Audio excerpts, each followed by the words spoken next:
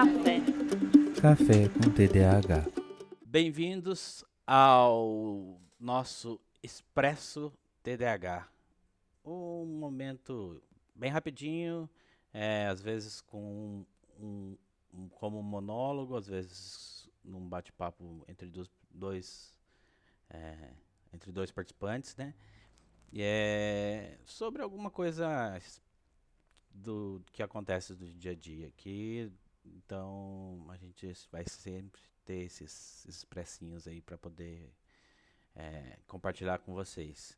E esse especificamente, nós vamos falar sobre a linguagem, um assunto que estava sendo debatido no grupo do TDAH Hypers, que para quem não conhece, é o grupo dos apoiadores do Tribo TDAH, da nossa querida musa Tata Finoto, e, e da qual nós somos filhotes, né? E tá aqui comigo para falar mais sobre isso também o Edu. Edu, Edu sou eu. pode se apresentar.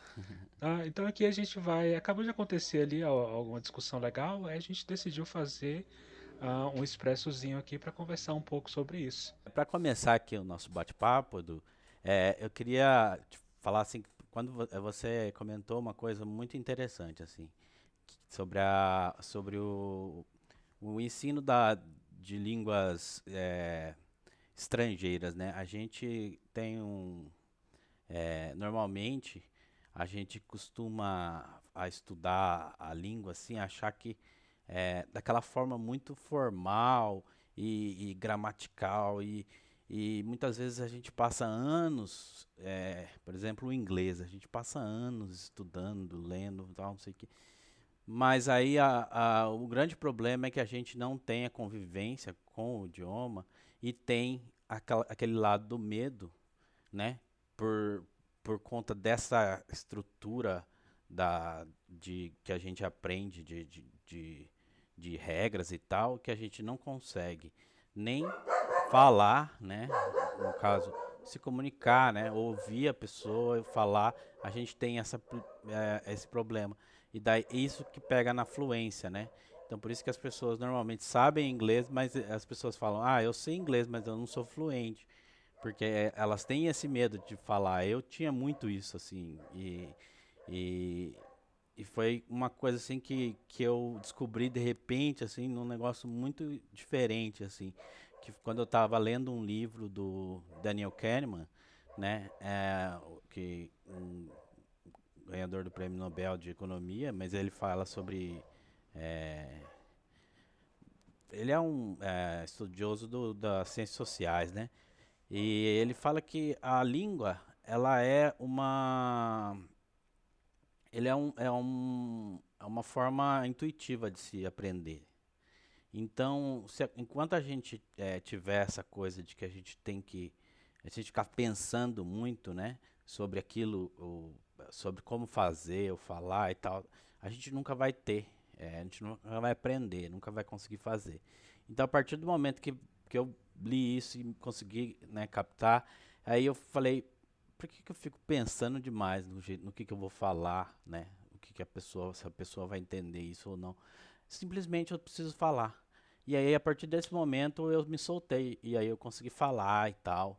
E eu acho que você tem uma história assim também, né? Pois é, João, eu estudei durante muitos anos, eu fiz curso acho que por uns 4 anos, 3, 4 anos, curso de idiomas, era dos muito bons da cidade, só que ele era muito voltado para a parte gramatical, assim, e era nos anos 90, né, a gente não tinha internet, então a gente tinha de acesso ao inglês muito da cultura pop, então a gente tinha música, videoclipes, ainda existia MTV, mas a TV a cabo não era tão popular para a gente assistir programas de fora, então tinha pouco isso.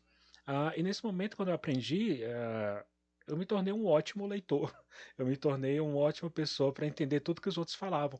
Só que eu não falava, e eu não falava muito por medo de estar falando errado. Por medo de. É um perfeccionismo que eu percebi depois que é bobo.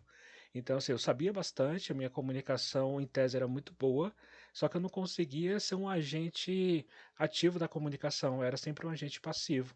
Então, eu sempre recebia o dos outros e recebia muito bem.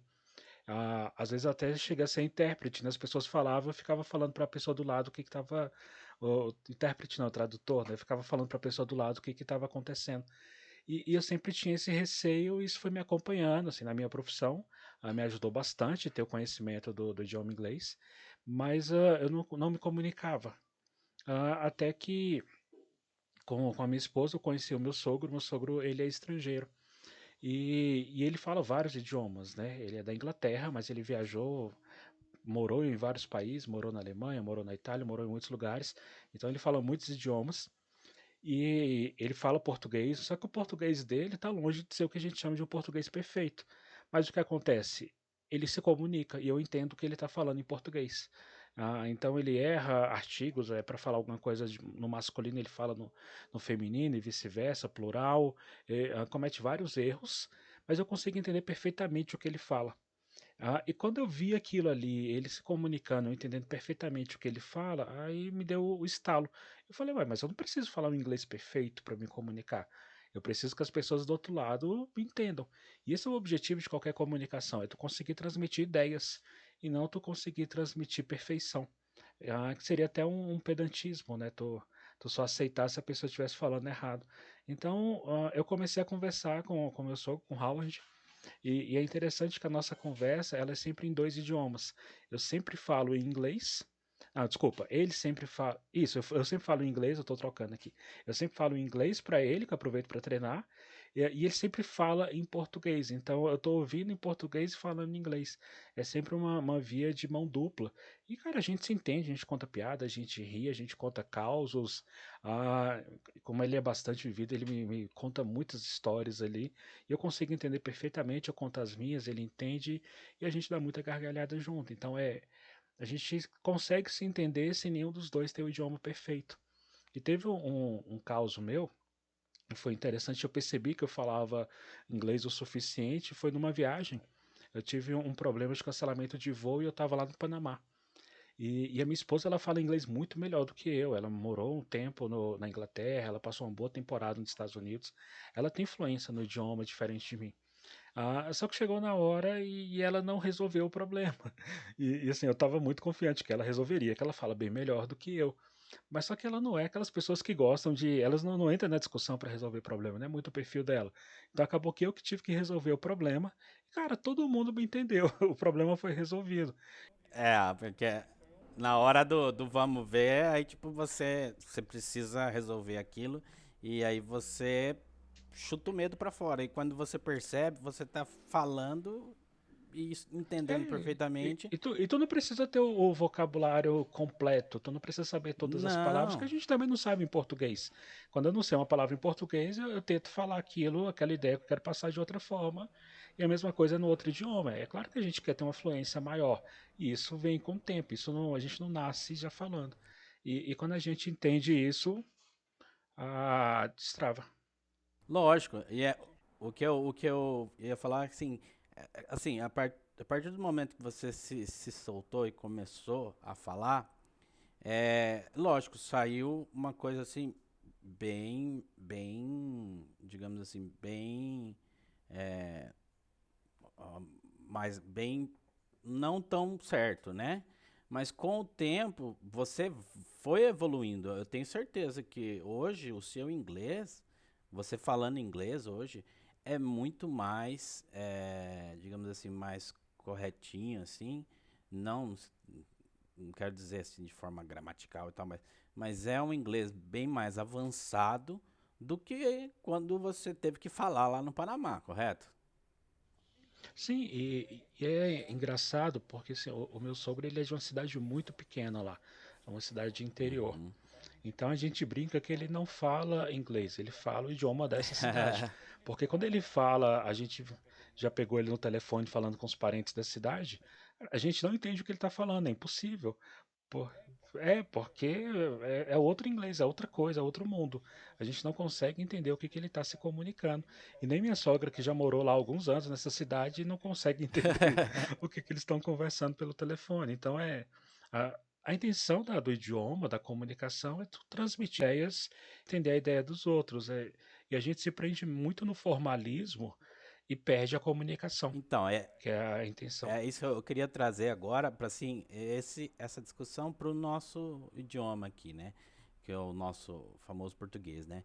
Porque eu tava pensando assim, eu tive um insight quando você tava falando, a gente tava discutindo realmente isso, né? Essa questão das pessoas falarem errado, escrever errado e tal. E, e, e se você fizer um paralelo, assim, a gente tá muito eh, ligado a essa educação que a gente traz, tipo, o alfabetizado, né? Que é você. E é interessante dizer isso também, que a pessoa considerada alfabetizada é a pessoa que sabe ler e escrever. Ou seja, não fala nada sobre falar. Porque a pessoa, ela aprende a falar sozinha. Todo mundo aprende a falar sozinho. Ninguém precisa ir para a escola para falar, né? Ela vai para a escola para aprender a ler e escrever, né?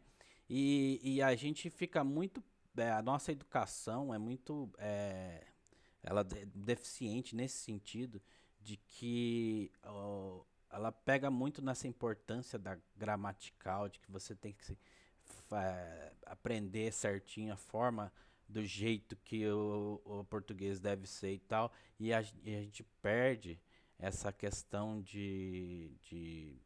né, de se comunicar, realmente usar o português para a comunicação, né? E isso causa diversos problemas, até de preconceitos e tal. Você pode falar melhor sobre isso.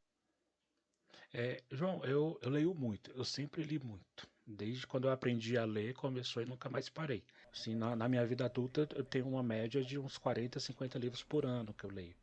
Teve época que eu li mais de 100. Caramba, Então, e aí quando tu vai lendo muito, aí tu às vezes pode cair num erro que eu cometi de um elitismo cultural. sim, Tu achar que aquele monte de informação que tu tem ali te torna melhor por qualquer motivo que as outras pessoas, e confesso que eu já tive isso. Consegui me libertar. Porque a gente percebe que é besteira no final isso, né? A Leila Gonçalves, ela fala muito dessa parte de comunicação. Ela falou, escreveu muito sobre isso, é interessante, porque ela fala da gente entender a comunicação das outras pessoas, e ela fala que a gente aqui no Brasil não fala português. A gente fala outro idioma e vários outros idiomas. sim, E um dos idiomas que ela fala, que ela tá dentro da bandeira dela, e eu concordo muito, é o português. Porque o nosso idioma, ele é uma mescla, ele é uma amálgama dos idiomas construtores do sim, país. Então a gente tem o idioma do colonizador, que é o português, certo. a gente tem os idiomas indígenas, a gente tem os idiomas que vieram de África, principalmente da raiz Bantu, mas não só da raiz Bantu. Então, são vários sons diferentes que a gente tem, são várias fonemas diferentes, várias formas diferentes de se comunicar.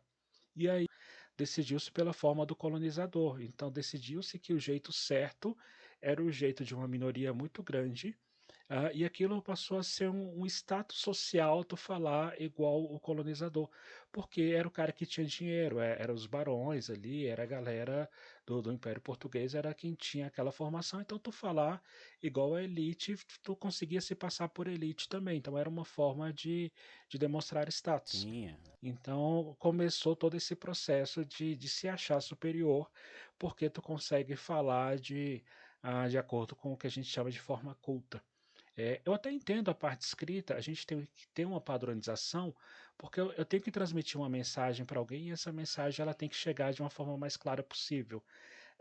É diferente de uma comunicação oral, que a gente está olhando para a cara da pessoa, a gente tem entonação, a gente consegue transmitir a ideia não só pelas palavras.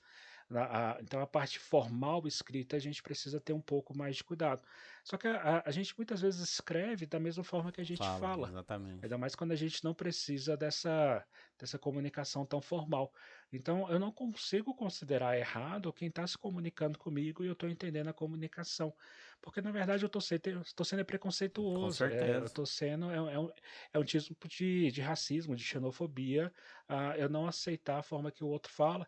E é muito engraçado que a gente aceita quando um gringo fala errado. Pois A é. gente acha bonito, a gente está ali do lado e está aceitando o gringo falando Achando errado. lindo. Só que aí quando é um vizinho nosso que ele não teve a mesma oportunidade de instrução que a gente, e ele fala do jeito dele, e aí a gente, dentro desse conceito de falar errado, a gente começa a criticar e muitas vezes quer corrigir. E para mim, assim, é uma forma da gente demonstrar um elitismo que às vezes a gente nem percebe que está fazendo isso, mas no fundo é isso que a gente está fazendo. É um preconceito. Então, e é um preconceito que ele é, tipo, já vem de muito tempo e é uma coisa que ele é praticamente ensinado para todo mundo, né? Todo mundo foi alfabetizado e passou a sua formação escolar neste preconceito, né? Que as pessoas precisam fazer. Por exemplo, se você vai fazer uma prova de um vestibular, hoje é o Enem, sei lá, você precisava saber exatamente as regras de como escrever certinho e tal, não sei o quê. Isso é um formalismo tão idiota, assim, que você, na verdade, cria mais esse negócio de status do que de realmente o objetivo que é você se comunicar, né? E eu acho muito engraçado assim que às vezes é, a pessoa fala assim, não, eu sou muito educado e tal, aí ela vai lá para algum lugar, por exemplo, um, um Ceará, e não entende nada que a outra pessoa tá falando, assim, sabe? Ou seja, você lá é um analfabeto, porque você não tem essa. E cada lugar você vai ver coisas diferentes. Então, saber se comunicar ficou em segundo plano, eu acho. Talvez eu não esteja sendo tão claro, talvez você possa. A gente se prende no formalismo, na forma, e esquece que o principal da comunicação não é a forma, é o conteúdo. E é, E a gente tenta se achar melhor do que os outros porque a gente tem uma forma rígida de falar que é considerada padrão, que o que a gente precisa ter uma forma que todo mundo vai conseguir se comunicar naquela forma. Mas só que aceitar também as outras formas. E a gente vê hoje muito, tá em discussão a comunicação neutra, né? Então usar os pronomes neutros. Eu confesso que eu tenho uma dificuldade porque é quase aprender um outro idioma para com mim. certeza. O ele, o É, dele, é difícil para mim falar, porque assim, eu já estou beirando os 40 anos, então eu passei 40 anos quase da minha vida falando de outro jeito. somos Então dois. é um outro idioma. Com É certeza. difícil, mas quando a pessoa fala comigo, eu não tenho problema, eu ouço. Só que é muito difícil de eu falar, porque é como se tu falasse, agora existe um novo tempo verbal. Aham. Tu aprende com o tempo. Mas é uma outra forma de se comunicar que as pessoas têm que entender que a língua ela é viva e a língua é uma construção social. Então, o que eu falo hoje depende de como meus pais falavam. E meus pais falam depende de onde eles falavam, da cidade, das origens dele. Quando a gente tenta apagar todas essas nossas origens, a gente está sendo, sabe, babaca Babaca. até. Porque eu acho que o melhor termo que define isso é babaca. Né? Porque.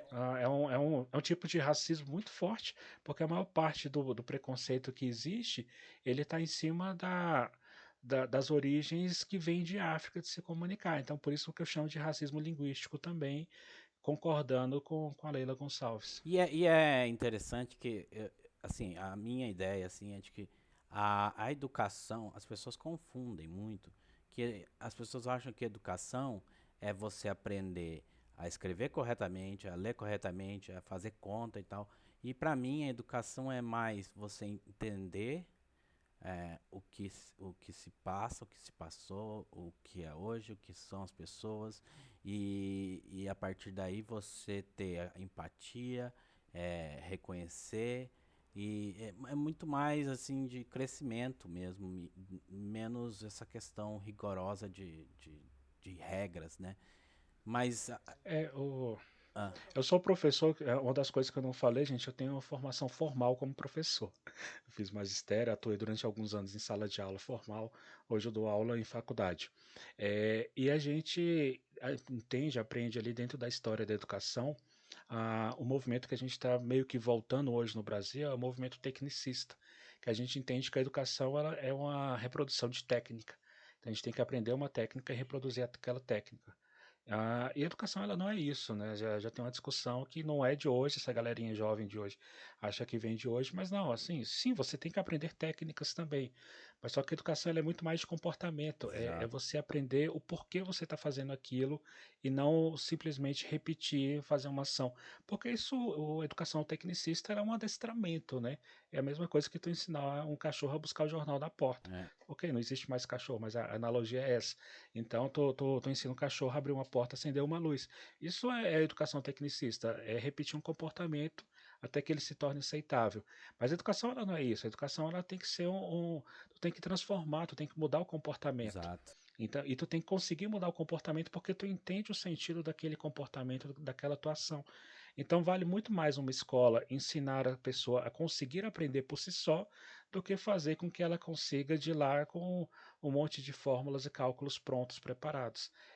O conceito de educação, para mim, para a maioria dos educadores, ele é muito diferente do que esse tecnicismo que o pessoal está tentando voltar. E aí, quando se volta com esse tecnicismo, aí tenta tirar aquelas disciplinas que fazem as pessoas pensarem, que era o que eu estava falando, que são as ciências sociais, né? Uma sociologia, uma filosofia, que se tu falar qual é a finalidade prática disso, Sim. a finalidade prática é que as pessoas aprendam a pensar. Uhum. Então ninguém vai trabalhar diretamente com filosofia, óbvio, só que tu começa a se pensar a tua posição no mundo, a posição do outro, tu começa a se questionar sobre tudo, e aí ajuda as pessoas a serem menos babacas. Eu acho que assim, é exatamente isso, porque o nosso ensino, o que é hoje, ele é mais segregador do que, tipo, né, de comunidade. E essa ideia, né, que você está falando também da questão da pessoa aprender do comportamento e aprender a pensar, é exatamente o que deveria ser, né? Porque isso é o que faz a comunidade, né? O sentimento de comunidade. E você ter empatia porque a partir do momento que você começa a pensar por si mesmo, você começa a entender o papel do outro e isso vira, né, uma bola de neve que é uma sociedade educada, no caso, realmente educada, né?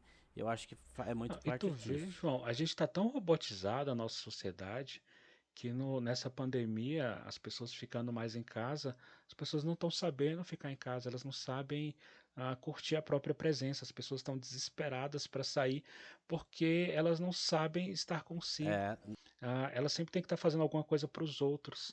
Então, a gente vê, por exemplo, o normal é trabalhar 8 horas por dia, aí tu tira mais uma hora de almoço, mais uma hora para ir, uma hora para voltar. 11 horas por dia tu está à disposição do teu emprego, pelo menos. E aí tu vai chegar cansado, tu ainda vai ter que fazer as refeições, então a tua semana é para trabalhar é para os outros. A exato. partir do momento que tu começa a ficar em casa, tu tem mais tempo para si, tu não sabe o que fazer com aquele tempo. Eu passei por isso. O meu emprego atual são 6 horas, né? Aham. E o meu emprego anterior era 8 horas mais as horas extras, que era praticamente certo que eu fazia todo dia, pelo menos 2 horas. Então eu saí, eu fui pela metade a minha carga horária. Sabe, eu ficava pensando, e E agora, o que eu agora, o que faço que com eu esse faço? tempo? Eu nem sabia o que fazer mais com o meu tempo, porque eu não tinha mais tempo para mim. O meu tempo era sempre para os outros, para a empresa.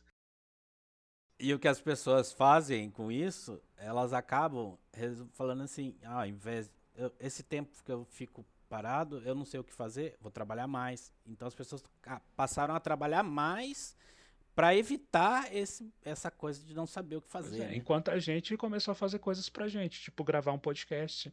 É, Então a gente começou a pensar mais em outras coisas fora do pensamento do trabalho, de viver para os outros. Então a gente começou a fazer coisas pelo prazer exatamente. também. E é o que a educação nos faz, é pensar e não ficar repetindo as coisas. Então a gente está numa sociedade, cada vez que pensa só em produção, produção, a gente está ficando robotizado, a gente está deixando de ser gente. E a gente precisa mudar isso aí, né? Então, bom, a gente vai encerrar agora aqui, né? E vamos encerrar exatamente com isso, com essa ideia. Vocês podem também dar suas opiniões aí. Para quem quiser participar desses debates, pode entrar lá, apoiar a tribo TDAH, entrar no grupo dos Hypers e entrar nas nossas discussõezinhas.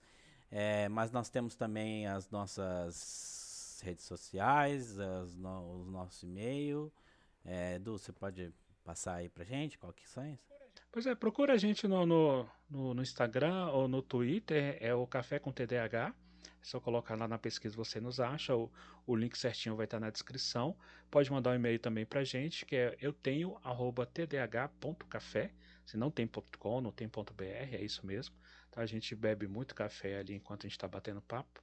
Então entre em contato com a gente, fala o que vocês acharam. Vamos trocar ideias, tá, gente? Um abraço. Um abraço, gente. Vamos parar de trabalhar e vamos pensar mais, tá? E manda as suas questões pra gente. Tchau.